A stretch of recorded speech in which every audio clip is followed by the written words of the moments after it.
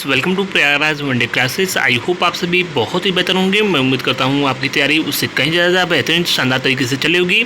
इस पूरे महत्वपूर्ण वीडियो में डिटेल इन्फॉर्मेशन शेयर करने से पहले एक चीज़ स्पष्ट रूप से बता दूँ आपको कि मैं क्षणिक मात्र की खुशी के लिए आपको कोई ऐसी चीज़ नहीं बताऊँगा जिससे आपको वर्तमान में खुशी मिले, मुझे आर्थिक धनार्जन लाभ हो, डॉलर मेरे बने, व्यूज़ ज़्यादा है। यह सब कार्य इस चैनल पर ना किया जाता था, वर्तमान में ना किया जा रहा है और आगे भी निकट भविष्य में कभी भी इस प्रकार के कार्यों को नहीं किया जाएगा। और इस प्रकार की टेंडेंसी और इस प्रकार के कल्चर को कभी भी इस प्रकार का बढ़ावा नहीं दिया जाएगा कि व्यूज़ के लिए इस प्रकार के कार्यों को किया जाए जिससे अन्य लोगों का भी मनोबल बढ़े। जो एथिकल चीज़ें होती हैं, जिसमें डिग्निटी होती है, वही सब कार्य इस चैनल पर किया जाता है। दिग्भ्रमित करने के लिए छात्रों को नहीं किया जाता है। हालांकि आपको मालूम है कि मेरी बातें कठोर होती हैं और 10% लोगों को ही वो चीज़ें पसंद आएंगी, 90% भीड़ को वो चीज़ें नहीं पसंद आएंगी। सिलेक्शन तो सभी का होना नहीं है, 1% लोगों की ही नौकरी लगनी है। 99% लोग प्राइवेट या फिर खुद के सेल्फ चीज़ें अपने शुरू करेंगे। चलिए आगे बढ़ते हैं। सबसे पहले मैं आपको बता दूं कि एसओ की कट ऑफ के बारे में लगातार छात्र पूछ रहे थे।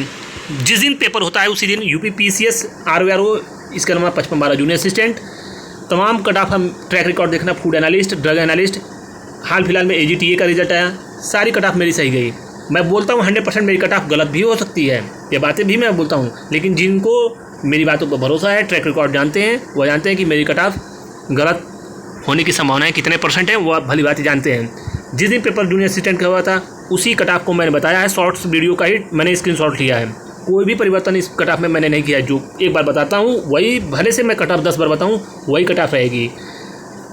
64 से 66 जनरल, ओबीसी, ईडब्ल्यूएस 62 से 65, 100% गलत भी हो सकती है, मैंने आपको पूर्व में भी बताया है, लेकिन जिनको विश्वास है वो जानते हैं कि क्या स्थिति होने वाली है। 46 से 50 एसटी और एससी जो है 54 से 57, फीमेल्स 49 से 53, यह संभावनाएं प्रबल हैं मेरे अनुसार। पुनः बोल रहा हूँ, विश्वास है तो भरोसा कीजिए, नहीं है तो आप जा भी सकते हैं, कोई इसमें इफॉर्मेट नहीं है। 83 से 86 जनरल, 32-84 जूनियर असिस्टेंट की, ओबीसी में 82 से 85, ईडब्ल्यूएस 82 से 85, 77 से 81 एससी और एसटी जो है 68 से 72, फीमेल्स 70-75 नंबर।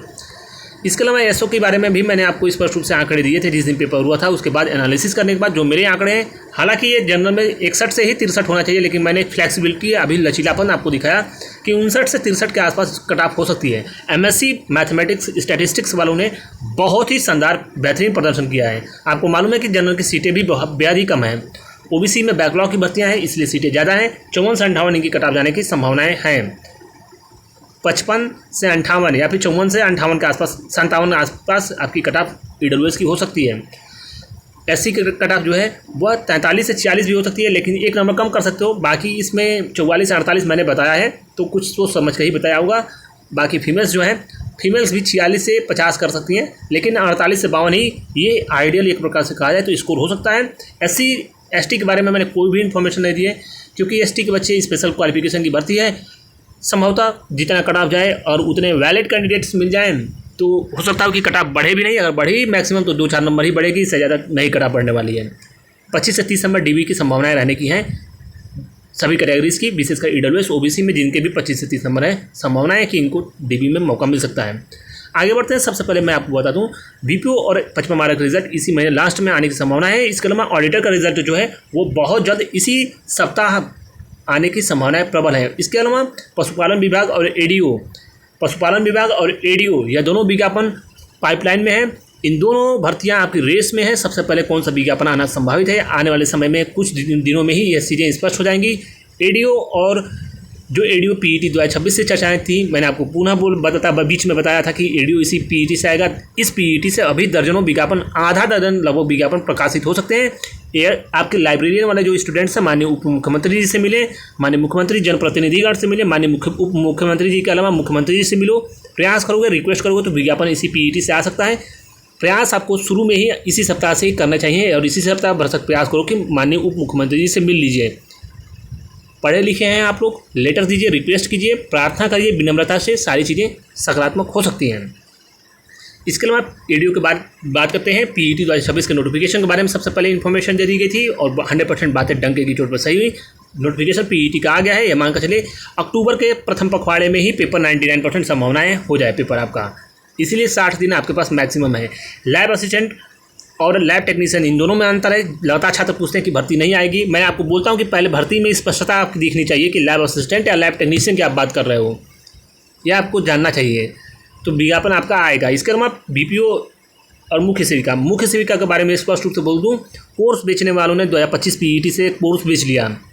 उन तमाम छात्राओं को माननीय मुख्यमंत्री जी के संज्ञान में लाना चाहिए जिन कोचिंग संस्थाओं ने आपसे कोर्स बेचे, उनसे पैसे वापस लीजिए, या फिर उनसे ये कहिए कि हर हाल में अन्य किसी बैच में इन्वॉल्व करें, या फिर PET 26 से अगर विज्ञापन आएगा तो उसमें भी आपको फ्री में पढ़ाना उनका यह परम कर्तव्य है। अगर नहीं पढ़ाते हैं तो आप माननीय मुख्यमंत्री जी से, जनप्रतिनिधिगणों से ऐसे तमाम कोचिंग संस्थाओं की शिकायत दर्ज करिए और इनके खिलाफ कठोरतम कार्रवाई करने हेतु रिक्वेस्ट कीजिए। अवश्य इन तमाम कोचिंग संस्थाओं पर नकेल लगनी चाहिए, इनकी जवाबदेही सुनिश्चित होना चाहिए। जो लोग खुद से विज्ञापन मंगाकर छात्रों की गाड़ी कमाई पर बुरी नज़र डालते हैं, ऐसे लोगों पर लगाम लगाने की आवश्यकता है और ऐसे लोगों को तमाम इन कोचिंग संस्थाओं की सूचियां जो है माननीय उप मुख्यमंत्री और मुख्यमंत्री जी तक पहुंचाइए। अवश्य विशेषकर मुख्यमंत्री जी तक पहुंचाएंगे तो इन तमाम कोचिंग संस्थाओं पर और भी व्यापक और कठोरतम कार्रवाई सुनिश्चित हो सकती है।